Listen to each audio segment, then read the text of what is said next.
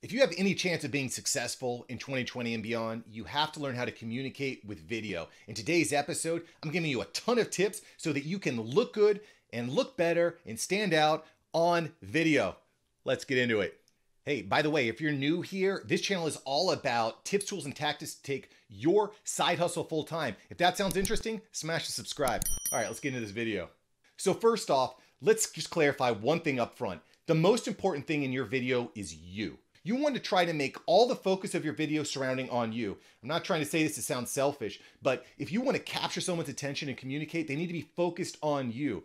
And there's a bunch of ways you can do this. So first off, think about your background. Think about your surroundings. How does your background look? Is it super busy? Can we find a background where it's maybe not as busy? Even a blank background or something simple like you see here can make a big difference. Noise. Try to find a quiet area. If you're trying to look good on video and there's all these distractions and noises going around, it's not going to work out. So try to find a quiet place with a nice, clean, simple background. Okay, now that you've got a quiet place with a clean background, it's probably a good idea to invest in at least some basic equipment. I would recommend an upgraded webcam or maybe even a digital camera. I'll put some links below to what I personally use, and I think it's something to consider.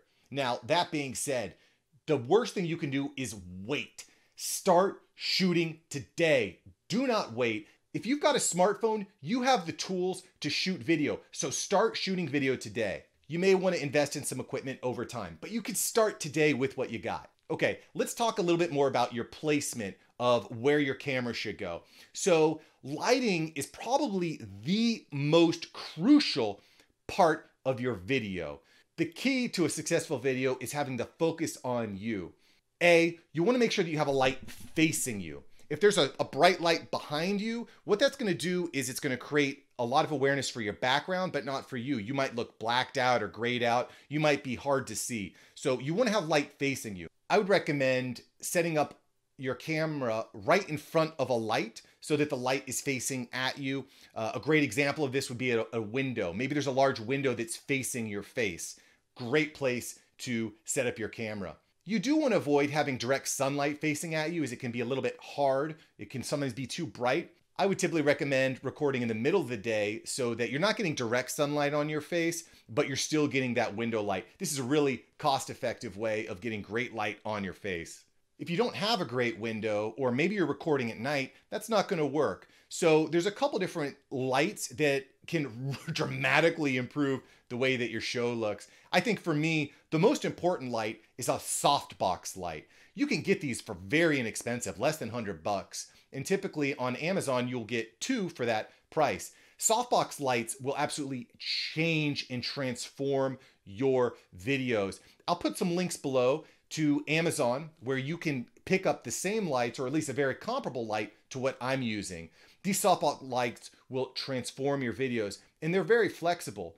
One of the things that I have set up right now is I've got a window facing me from this way, and I've got a softbox light facing me from this way, which is really putting that focus on me nice and bright. The other great thing that you can do with a softbox is you can use it to actually light your room itself. Another pro tip of something you can do with your softbox light is use it for ambient light. So maybe one light is facing directly at you, or you can just shift that softbox to face straight up at the ceiling. This will create a nice, soft, ambient look for your room. It's not going to overwhelm the background or overwhelm your face, but it'll create a nice ambient look in the room. The second light that is really important is some sort of ring light. You can pick up a ring light for like $20. Again, I'll put a link below to the ring light that I would recommend. But pick up a ring light, and this is going to allow you to shoot not just during the day, but also at night. The other advantage of having a couple nice lights like this is that it brings more consistency. One of the problems or the challenges that I've had with window lighting is sometimes during the course of your video, the lighting will change. It will dim or get brighter, or maybe you shift forward or back. It can change the way that the light looks. So bringing in a softbox and a ring light, or a more hard light like a ring light, is going to give you a lot more consistency to the video and the lighting. I would also strongly encourage you to avoid overhead lights. The problem with overhead lights is they cast shadows down, and it just creates a really cruddy look. You're gonna have shadows on your face when really you want to have bright lights on your face and then kind of shadows and blurs in the background. Again, the key to a great video communication is focus on you, focus on the speaker. And overhead lights can make you look tired. They can put bags under your eyes. They can put bags under your chin. Avoid overhead lights if at all possible. Again, I would recommend a softbox light facing upwards if you're looking for a way to create ambient light in a room. It's gonna avoid some of the shadow problems that you get with an overhead light facing down at you. Another thing you can do is put some sort of small ambient light behind you, like a little glowy light. I actually haven't executed on this, but I think this is important because every single video you shoot should be a little bit better than your last. Don't wait to start. Start now and continuously improve. But getting some sorts of small, soft, glowing lights behind you can help separate you as the speaker from the background. So that's something to consider. Let's talk a little bit more about camera placement. Generally speaking, you don't want to be facing down at your camera, right? You want your camera facing directly at your eye level, maybe slightly above your eye level, but basically at eye level. You don't want to be looking straight up. You want to be looking down. You want to be looking right at the camera. Another thing that's important is look at the lens. Oh my gosh, this drives me crazy when I see people that are chatting or talking to a video, but they're not looking at the lens. So have you ever spoken to someone where they're only like half interested in what you're saying? They're talking to you, but they're kind of like looking at the side or they're looking above you or something like that.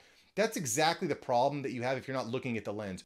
When you look straight into the lens, it creates a direct connection between you and your viewer. So make sure to look straight in the lens. Don't look at the camera or anything else. Look straight into that lens.